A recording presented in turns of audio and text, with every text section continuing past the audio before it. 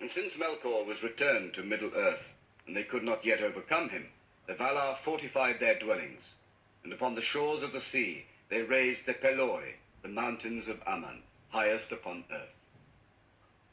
And above all the mountains of the Pelori was that height upon whose summit Manwë set his throne.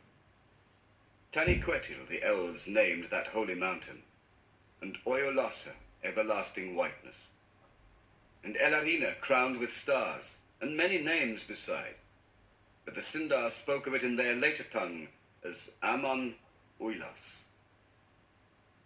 From their halls upon Taniquetil, Manwë and Varda could look out across the earth, even into the furthest east.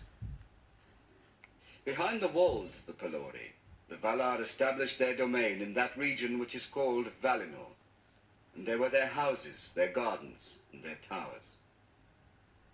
In that guarded land, the Valar gathered great store of light, and all the fairest things that were saved from the ruin.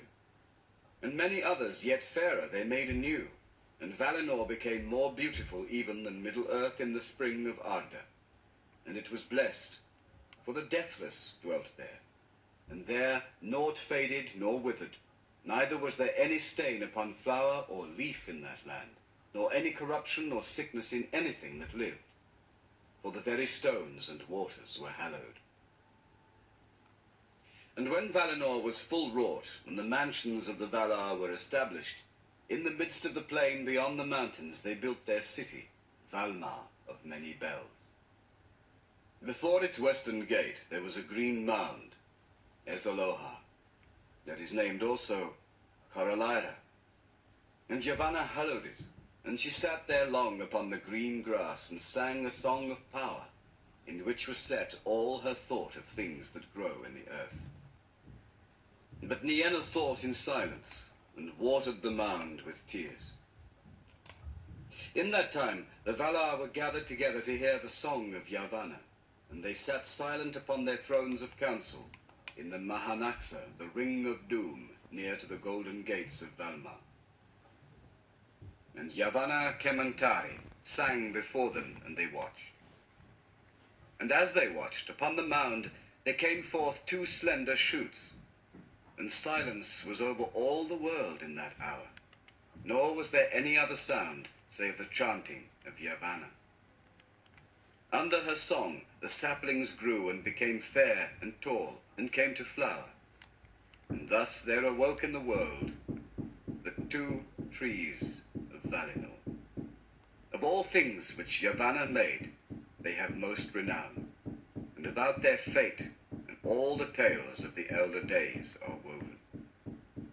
The one had leaves of dark green, that beneath were a shining silver, and from each of his countless flowers a dew of silver light was ever falling, and the earth beneath was dappled with the shadows of his fluttering leaves.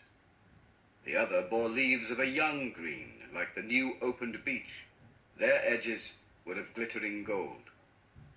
Flowers swung upon her branches in clusters of yellow flame, formed each to a glowing horn that spilled a golden rain upon the ground. And from the blossom of that tree there came forth warmth and a great light. Telperion, the one was called in Valinor, and Silpion, and Ninqualote, and many other names. But Laurelin the other was, and Malinalda, and Colurian, and many names in song beside. In 7 hours the glory of each tree waxed to full and waned again to naught, and each awoke once more to life an hour before the other ceased to shine. Thus in Valinor twice every day there came a gentle hour of softer light, when both trees were faint and their gold and silver beams were mingled. Telperion was the elder of the trees, and came first to full stature and to bloom. And that first hour in which he shone, the white glimmer of a silver dawn, the Valar reckoned not into the tale of hours, but named it the opening hour, and counted from it the ages of their reign in Valinor.